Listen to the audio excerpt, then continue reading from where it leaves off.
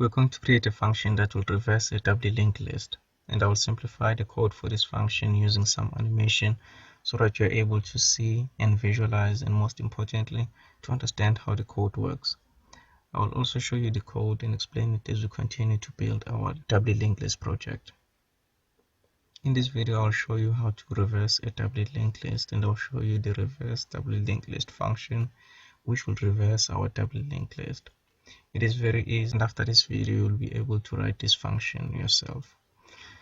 We will cover reversing a doubly linked list, and after I show you what the code does using some animation, I will show you the complete code for the functions in our doubly linked list project in this video.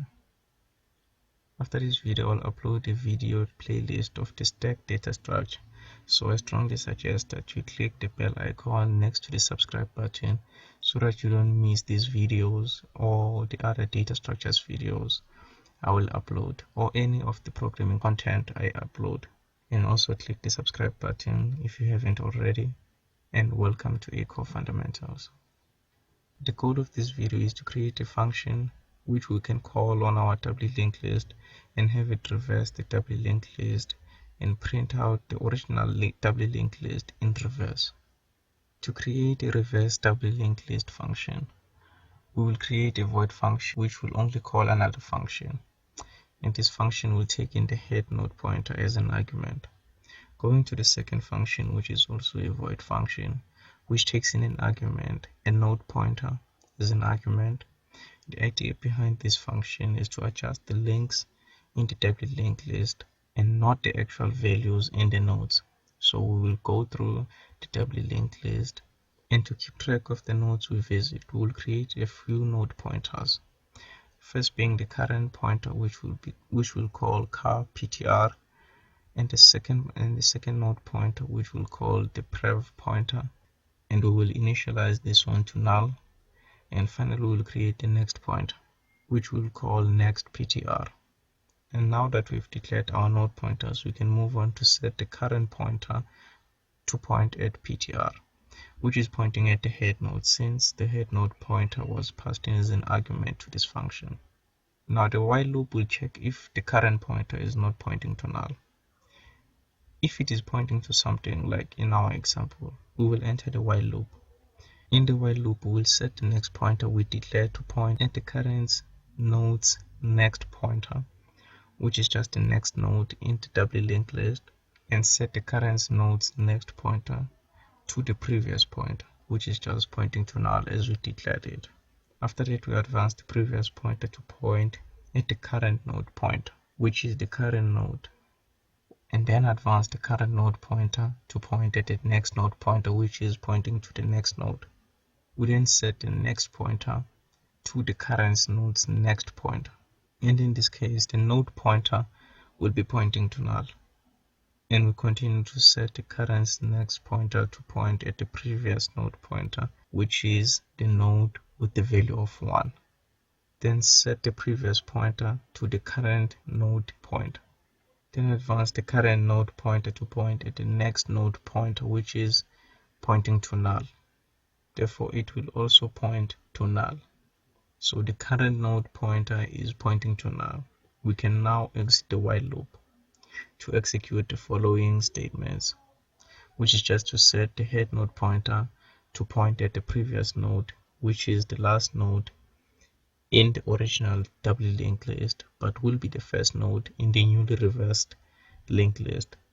Then finally, we will print the resulting doubly linked list using the print function we created in the previous videos.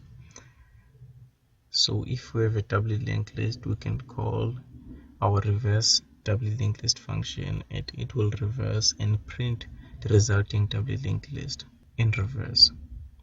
And now we can move to the actual code where we can test our function in our doubly linked list project, and we'll test different examples after I show you how to add this function to the doubly linked list project.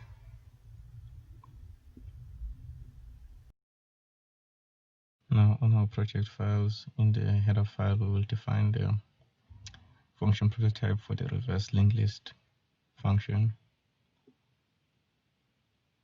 and we'll call it reverse doubly linked list. doesn't take any parameters. And in the private section, we actually need to define the reverse doubly linked list 1 function, and this one will take in the node point as an argument. So in the doubly linked list.ccp file, we will define these functions. Now the first one, which is the doubly linked list, the reverse doubly linked list, will call the reverse doubly linked list 1 function, passing in the head node pointer as an argument. Now let's define the reverse doubly linked list 1,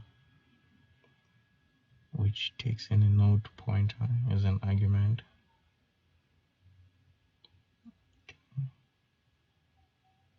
Now we will need a few pointers for this function. First will be the current pointer, and the next pointer, and a previous pointer, which will set equal to null. Okay. First, we need to point the current pointer to the head node, because as we want to start, we will create a while loop, which will check if the current pointer is not pointing to null. Okay. And inside the while loop, we want to set the next pointer to the current pointer's next node pointer, which is just the next node. And we want to set the current pointer's next pointer equal to the previous pointer. And then we want to set the current pointer's previous pointer to point to the next node, next pointer. And we want to set the previous pointer equal to the current pointer.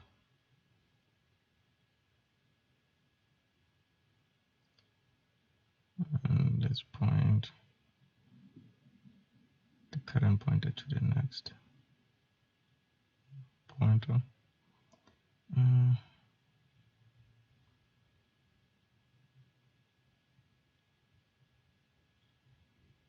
Oh, it should be next PTR. Okay. Let's test them.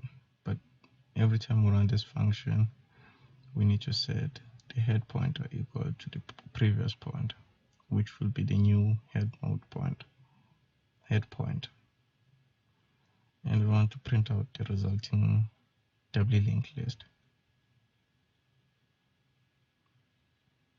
after we reversed it. Okay, so now we can test this function.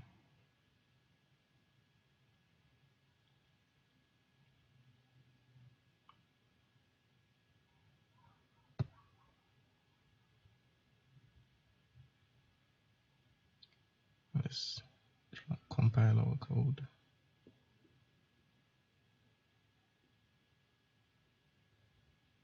And you can see that we have successfully reversed our doubly linked list.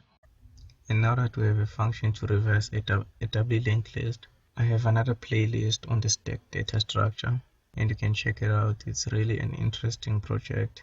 Now it will help in developing your skill as a developing programmer. Please take only just 10 seconds to click the subscribe button, because it helps me to grow this channel.